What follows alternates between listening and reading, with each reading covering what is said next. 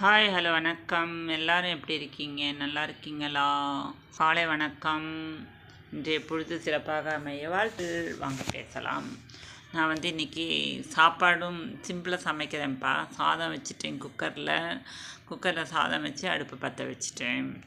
அதுக்கப்புறம் பருப்பு ஒரு கடாயில் பருப்பு துவரம்பருப்பும் கடலப்பருப்பும் கழுவிட்டு அதை ஒரு பருப்பு வச்சுருக்கேன்ப்பா கடாயில் நல்லா வேகட்டும்னு சொல்லிட்டு, அப்புறமேல வெங்காயம், சின்ன வெங்காயம், பூண்டு, பச்சை மிளகாய், தக்காளி எல்லாத்தையும் க்ளீன் பண்ணி ரெடி பண்ணி பருப்பில் போடுறேன்.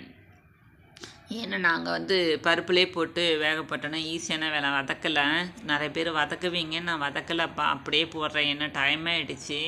கோலம் போட்டு வந்ததுனால லேட் ஆகிடுச்சா. அவங்கெல்லாம் சீக்கிரம் 8 மணிக்கெல்லாம் போகணும்.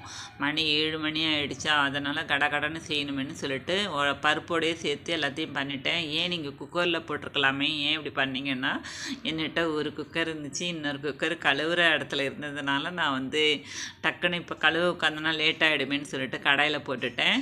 அப்புறம் தொட்டுக்கிறதுக்கு அவரைக்காய் செய்யணும்னு சொல்லிட்டு அவரைக்காவை வெட்டாமல் நான் கிள்ளிட்டேன்.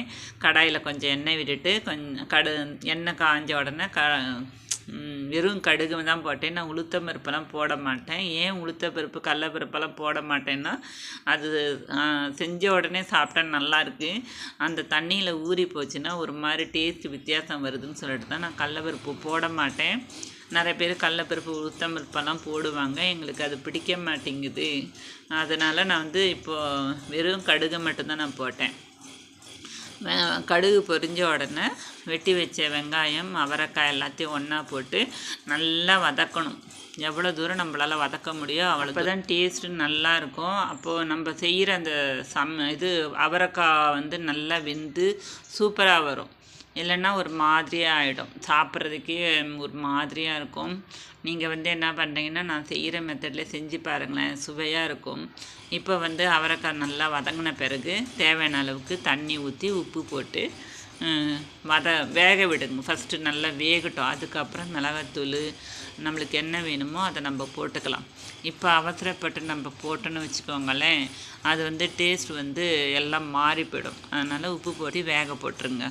ஓகேங்களா? இப்போது நம்ம புடலங்காய் தோல் சீவிட்டு அதை கட் பண்ணி வச்சுருக்கோம் இல்லைங்களா, அதை எடுத்து பருப்பில் நம்ம போடணும். பருப்பில் போட்டு வேக விடணும். இப்போ நான் முதல்ல கடலப்பருப்பு, துவரம்பருப்பு வேக போட்டு, அப்புறம் வெங்காயம், பச்சை மிளகா, பச்சை மிளகா, பூண்டு, தக்காளி அதை போட்டேன். இப்போ அதுவும் வெந்துருச்சு. இப்போ நான் புடலங்காவை க்ளீன் பண்ணிவிட்டு அதையும் கட் பண்ணி பருப்போடு சேர்த்து போட்டுட்டேன். அங்கே வெந்துட்டுருக்கிற நேரத்தில் இங்கே தண்ணி வற்றி போச்சு. இப்போ அவரைக்காவில் தண்ணி நல்லா சுத்தமாக ட்ரை ஆகிடுச்சு. ட்ரை ஆன பிறகு தான் நம்ம மிளகாத்தூள், பெருங்காயத்தூளெல்லாம் போடணும். அதுக்கு முன்னாடியே நம்ம போட்டோன்னா அந்த தண்ணியோட ஈரப்பதத்துலேயே அது அதோட டேஸ்ட்டு வேறு மாதிரி போயிடும். நீங்கள் இது மாதிரி ட்ரை பண்ணி பாருங்களேன். டேஸ்ட்டு வித்தியாசம். தண்ணியோடு செஞ்சால் ஒரு டேஸ்ட்டு வரும், தண்ணி இல்லாமல் செஞ்சிங்கன்னா ஒரு டேஸ்ட்டு வரும். நல்லா தண்ணி ட்ரை ஆன பிறகு நீங்கள் போட்டு வதக்கினீங்கன்னா, இப்போ நம்ம ஏற்கனவே எண்ணெய் விட்டு நம்ம வதக்கிருக்கோம் பார்த்திங்களா காயில், அந்த எண்ணெய் விடும். அந்த எண்ணெயிலேயே அந்த மிளகாத்தூள் வறுக்கும் போது சூப்பராக இருக்கும். ஒரு 5-10 நிமிஷத்துலேயே அந்த வேலை முடிஞ்சிடும். தண்ணியாக இருந்துச்சுன்னா அது ட்ரை ஆகணும்னு பார்த்துக்கிட்டே நம்ம என்ன பண்ணுவோம், தீயை விட்டுருவோம். இந்த ப்ராசஸ் உங்களுக்கு பிடிச்சிருந்தா கமெண்ட் பண்ணுங்கள், இப்படியும் பண்ணலாமா அப்படின்ட்டு. நெக்ஸ்ட்டு இப்போ நான் அவரைக்காய் பொரியல் பண்ணி முடிச்சுட்டேன். எங்கள் வீட்டில் 2 பேரும் வெளியில் போகணும் இல்லையா, குளிர்காலம், பனி கொட்டுது. அதனால் சுடுதண்ணி, நான் ஹீட்ரு யூஸ் பண்ணலை. எங்கள் வீட்டில் வெந்நீர் வச்சோம். வெந்நீர் எதில் வைப்பேன்னா, நான் கேஸில் தான் வச்சேன். இப்போ அவங்க குளிக்கிறதுக்காக வெந்நீர் வச்சுருக்கேன். ஒரு பக்கம் வெந்நீர் ஆகிடுச்சு. சாப்பாடு ரெடி, அவரைக்காய் பொரியல் ரெடி. இப்போ கொஞ்சம் கூட்டு ரெடி ஆகுது. அதாவது தேங்காய் போடாமல் நான் கூட்டு செய்கிறேன். நிறைய பேர் தேங்காய் போட்டு செய்வாங்க. நான் தேங்காய் போடலை. நீங்களே பார்த்துருப்பீங்க. பச்சை மிளகாலாம் நான் அரைக்கல. பச்சை மிளகா அப்படியே தான் நான் போட்டிருக்கேன். ஓகேங்களா? இப்போ அங்கே ரெடி ஆகிட்டு இருக்கும் போது நான் என்ன பண்ணேன், தாளிப்பு கொடுக்காதனால தாளிப்பு ஒரு சின்ன கடாய் எடுத்து அந்த கடாயில் கொஞ்சம் எண்ணெய் விட்டு கடுகு போட்டு பொரிய விடுறேன். கடுகு நல்லா பொரிஞ்ச உடனே சீரகம் போடணும். சீரகம் ஏன் போடுறேன்னா, எங்களுக்கு அந்த ஃப்ளேவர் ரொம்ப பிடிக்கும். அரைக்குவாங்க, நிறைய பேர் அரைக்குவாங்க. நாங்கள் அரைக்கலை. நான் த்ரூவாக தாளிச்சிட்றேன். எக்ஸ்ட்ரா ஒரு 1/4 டீஸ்பூன் எக்ஸ்ட்ரா நான் போட்டு நான் தாளிப்பு கொடுக்குறேன். தாளிப்பு குடித்த உடனே அதை எடுத்து நம்ம வேக போட்டுட்ருக்கோம் இல்லையா புடலங்காய் கூட்டு, அந்த கூட்டில் அதை அப்படியே கொட்டிடணும்.